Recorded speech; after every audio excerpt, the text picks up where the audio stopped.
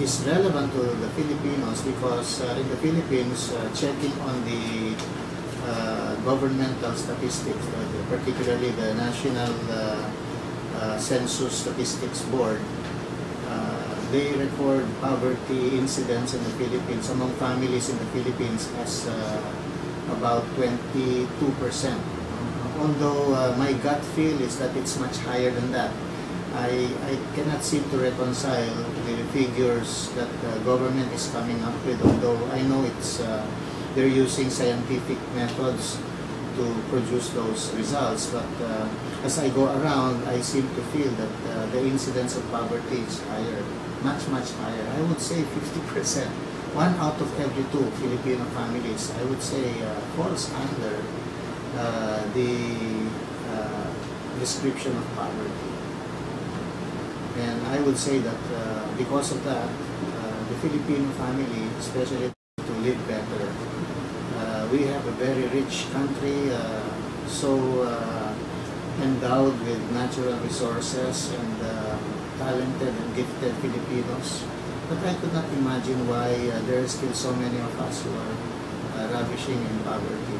So I suppose that microfinance, having been a time-tested methodology for decreasing or reducing poverty, is very relevant. And I would say not only to Filipinos, but all around the world, wherever poverty is found.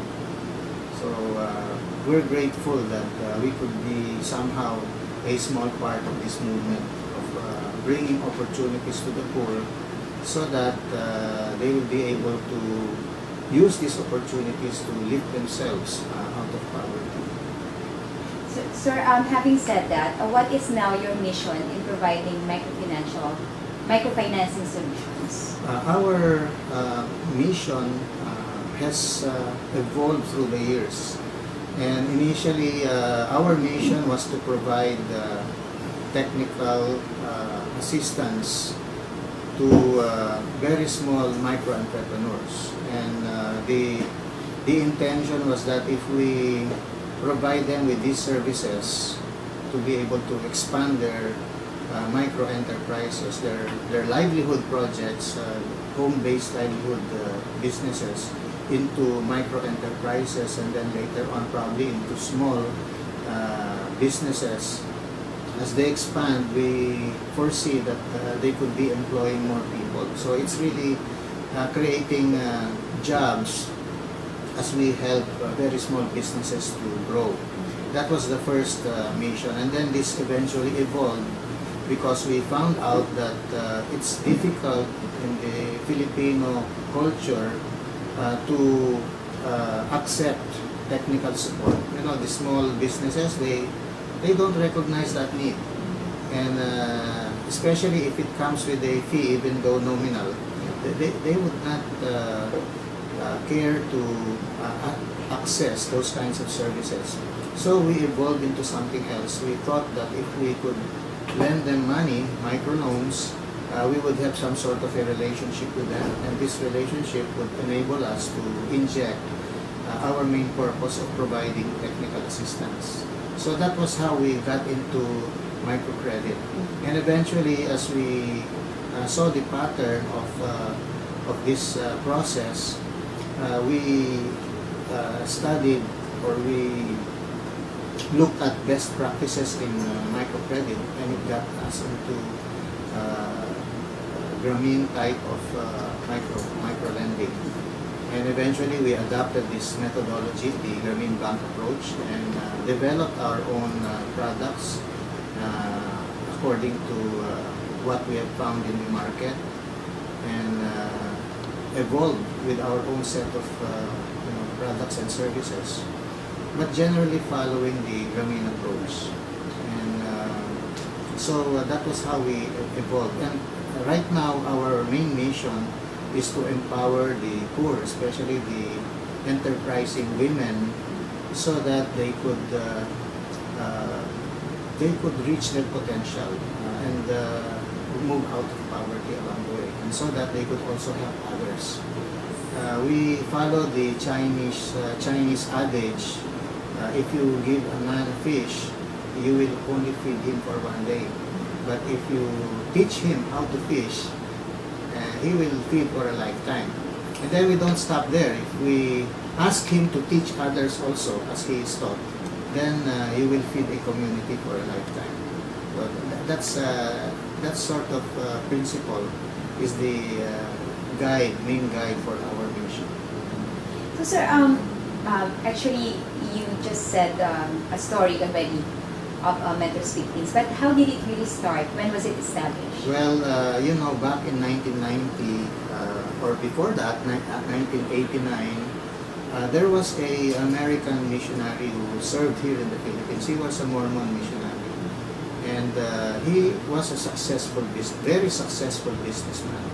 And as he served here for 3 years, he observed the poverty among the Filipino people. And as he ended his mission, he thought to himself, what could I, as a businessman, give to the Filipino people so that I could make a small difference, you know, in the poverty, the suffering. And so as he went home to Utah, Salt Lake, he commissioned a professor of social behavior. And this professor also got a few students, graduate students, to come here, and they did a project study. And as they went home, they made a recommendation to organize a foundation here that would provide technical services. And so that's what they did. They organized first a foundation in the U.S., the purpose of which is to generate funds, so that these funds could establish 3 foundations in the Philippines, one in Luzon, one in Cebu, and one in Davao. So they did that in 1990 and 1991. The 3 organizations were established with this partner organization based in St. Louis, Missouri. And by February 1990, the Philippine Enterprise Development Foundation was established. That was our very first name. Eventually, we evolved into Mentors Philippines because right now, we want to create some sort of a brand name with the name Mentor as the primary,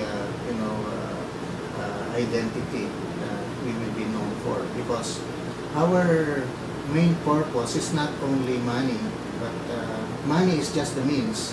Providing microloans is the means. But our main purpose is to provide some sort of training, business skills and ethics, and hopefully build character among our clients. So that as they do so, wherever they go, whether they have money or not, they could create wealth wherever they are. So that's the reason why, sir, you don't call your collectors as collectors, but instead mentors. Mentors, yes. We used to call them microfinance officer. Firstly, we call them project officers and then microfinance officers. Now we want to call them as mentors. Okay. So, sir, what are the problems or hurdles that you are encountering? Well, that you encounter? When we tried to expand rapidly, I think we encountered some problems there. And we recognize that the ability to train good staff, aside from having the necessary funds, are 2 major factors that could decide whether rapid expansion will be successful or not. So right now we're strengthening our ability to train good staff. And I think the factor on availability of funds is being handled by our partners in the U.S. And I think also as we are able to demonstrate operational and financial sustainability, local fund providers, I think, will also be attracted to our needs for that. But I have to mention that the devastating typhoons in 2009, Ondoy, and also the ones in 2011, Sendong, they destroyed thousands of our clients' homes and businesses. And this has greatly impacted the quality of our portfolio. Thousands of clients all at once, losing their ability to earn money and to sustain themselves and to repay their loans is a big catastrophe for any micro finance operation. So right now we're still